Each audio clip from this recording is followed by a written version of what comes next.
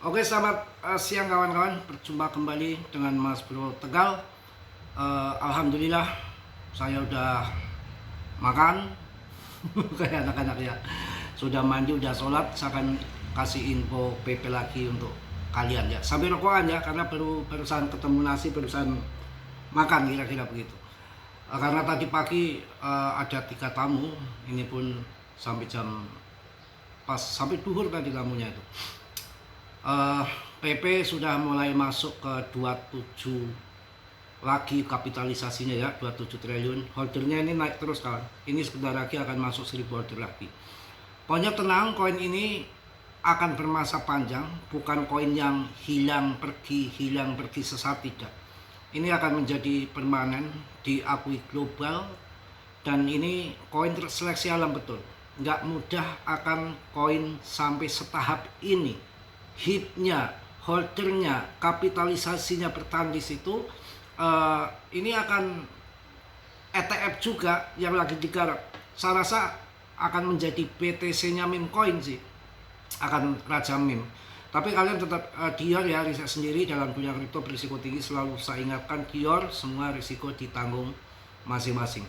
Sebetulnya yang cuan di tahun 2024 yang nikah pakai koin PP itu banyak.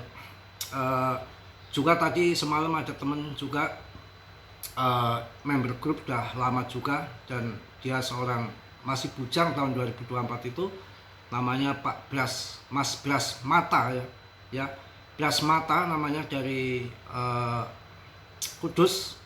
Semalam ngebel Mas Bro, dia tahun 2025 itu, tahun 2024 dia cuan banyak di PP, dan tahun 2025 itu menikah, dan dia akan mengunjungi Mas Bro besok minggu besok akan datang sini, mudah-mudahan sambil ngenalin perempuan ya.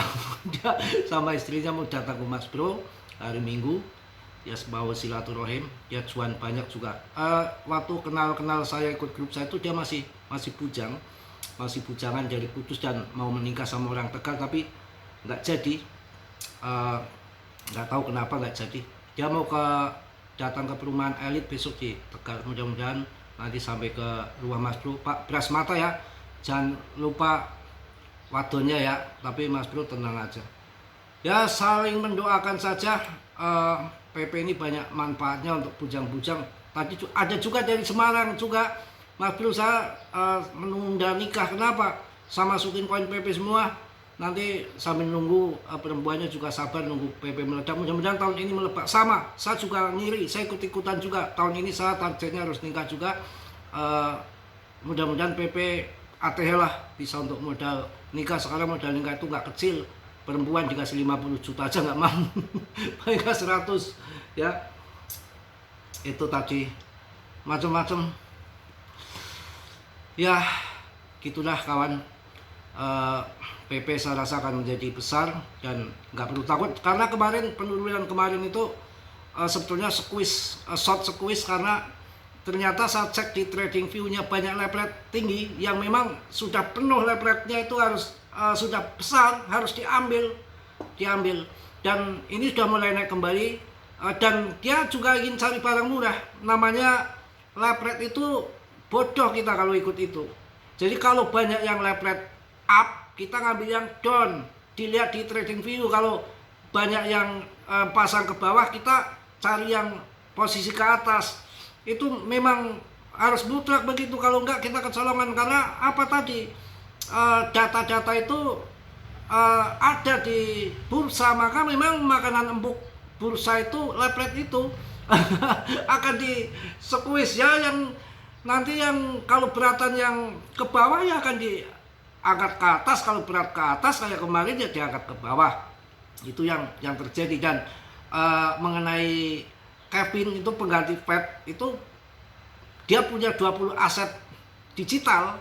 Itu pertama Fed yang punya cryptocurrency, pro cryptocurrency itu Kevin. Makanya si Trump menunjuknya Kevin. Belum di sekuritas sendiri juga orang-orang Trump ya sabar, ini kondisi lagi proses, apakah nanti juga clarity aset jadi ledakan besar di tahun 2026 super cycle cyclus ya, bisa jadi. Makanya sabar, yang penting PP itu sudah koin terbaik menurut saya, dengan kapitalisasi yang masih rendah, peredaran suplai beredar semua, pemegangnya holdernya meningkat terus, orang-orang besar ada di sini akan di-ETF-kan juga. Saya rasa ini akan menarik ke depan. Jangan melihat kayak tahun 2022 kayak kiamat, tahu-tahu nanti tahun 2024 kemarin terbang tinggi ya. Alhamdulillah ya Mas Bro udah tenang, pikiran udah positif, udah nggak ngurusin mantan-mantan ya, karena sudah di request sama Big Boss saya, ternyata sudah boblok semua, rusak semua. Yang pertama sudah punya gacoan lagi di sana kawan. Setelah ditelusuri ternyata udah parah itu, jadi saya nggak diizinkan untuk kembali ke mantan-mantan saya, harus cari yang baru. Doakan saja, pas kebetulan ya yang punya ini yang masih kita kemarin tuh yang saya jelaskan tuh, dia punya garmen, istrinya banyak perempuan. Nanti saya mau minta kenalin satu lah. Pokoknya target tahun ini kita harus nikah supaya nggak sepi ya, supaya nanti saya ada temennya di sini toh. Semangat toh ya. Itulah saya kalau sama orang itu sungguh-sungguh sih kalau mencintai seseorang, nggak main-main. Bukan ngapain main-main, kita juga di sini banyak kerjaan kok, ngurusin yang aneh-aneh itu ya. Mudah-mudahan kita PP ini bermanfaat yang untuk nikah. Jangan mengikuti harga naik turun sesaat. Kalau kita trader, bukan trader ya, long invest hold berjangka panjang, itu memang pemenang. Jadi nggak usah ngeliatin naik turunnya harga. Kita DCA bertahap saja koinnya makin banyak ya.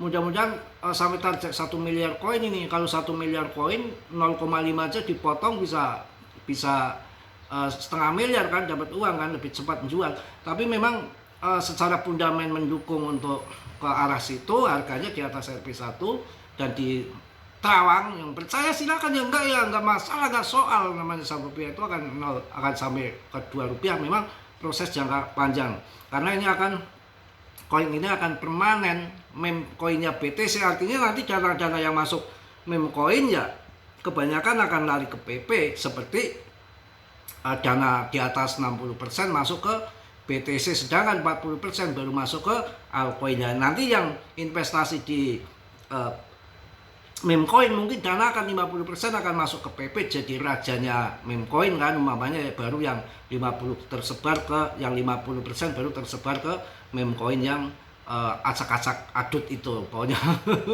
ya kan banyak koin yang datang dan pergi. Saya bahas 3,5 tahun itu kan, kalian tahu sendiri koinnya masih hip, rankingnya masih di kepala 40, nggak kemana-mana kan. Ya pokoknya kita sukses bareng di sini. Memang kita diuji sabar, semakin lama naiknya ya nggak masalah, semakin kita tambah muatan aja dulu. Yang penting arahnya PP akan kemana kita sudah tahu, bahwa kalau ETF terjadi kan institusi masuk, dan ETF koin yang lain memang kurang greget, karena yang salah satu greget nggak di ETF-an juga BNB, karena Big Boss-nya GZ orang konsisten dan selalu menghormati ataupun memberikan cuan sama investornya. Kalau dia punya hasil dari situ masukkan lagi ke BNB, makanya harganya bertahan, dan kemarin termasuk terbang tertinggi tahun 2025 kemarin kan, 2025 kemarin ya sampai berapa sih kemarin, sampai tertingginya kan 22 juta kan. Nah itu apalagi PP hubungannya ada GZ yang memang megang besar di PP ini, dia bisa membakar gila-gilaan. Nggak ngomong-ngomong, waktu tahun 2024 terbang tinggi itu dia GZ membakar juga, dan ini nanti tahu-tahu GZ membakar lagi separuh, apakah harganya nggak meledak. Dan GZ juga punya PP terbanyak sampai di atas 60% ya. Ini yang menarik ya. Kurang kerjaan atau kurang apa dia? Nggak ada kan dia kurang kerjaan, kurang kaya. Ngapain dia di PP? Ada sesuatu hal yang besar yang akan dia rencanakan. Kalau menurut saya sih selama sebelum ada di jaringan Solana meme coin listing dengan fund itu kan semua listing di jaringan BNB yang gas fee-nya murah, langsung diserang ke fund kue BNB kan, lari ke Solana kan. Nah ini nanti dia orang besar, duitnya ada, membuat narasi di ETF kan, kemudian dijadikan raja meme coin, maka dana-dana meme coin nanti akan lari ke PP, yang separuhnya ya GZ juga yang untung, baru selebihnya baru lari meme coin yang baru gitu ya. Pokoknya semangat, dan ya tentunya PP juga rankingnya masih oke, dan koin-koin real project seperti Polygon dan yang lain-lain pun kan semua ketendang kalah market cap ataupun rankingnya. Jadi nggak main-main. Kalau saya perhatikan memang ya perlu proses dengan sabar. Kalau koin yang terbang dadakan, pump tinggi tiba-tiba menghilang habis-habisan, itu kan karena koin nggak akan bermasa panjang. Kalau yang bermasa panjang akan dijadikan long invest, mereka akan ya, karena koin di ETF kan juga kalau kayak yang lain-lain nggak desentral kan percuma. Kalau PP kan beredar semua desentral, artinya sudah tidak berbahaya lagi dengan manipulasi depan developernya. Itu yang perlu kalian ketahui, seperti BTC sesuai supply and demand ya. Ini turun semua tapi udah mulai agak merangkak naik lagi ya. Memang kemarin BTC yang membuat turun semua, short squeeze, memang level sudah terlalu tinggi gitu ya. XRP ya kemarin 22 juga harga 22.000 udah saya bahas untuk masuk ya. Cardano ini bisa di serang. Koin-koin yang bagus-bagus gitu naiknya biasanya belakangan, tapi sekali naik besar, bukan koin yang pam-paman sesaat, bukan ya. Kita lihat PP aja sekelas yang lain kan pada ketendang. NIR protokol saya udah bilang bolak-balik ya, untuk AI itu kan NIR protokol. Saya kalau ngomong tuh bener loh. AI NIR protokol terbang kan ya. Kemarin saya suruh ngambil yang lagi turun dalam, ada Uniswap terbang lagi terus kemarin ICP ya, ICP ini udah mulai bangkit kembali.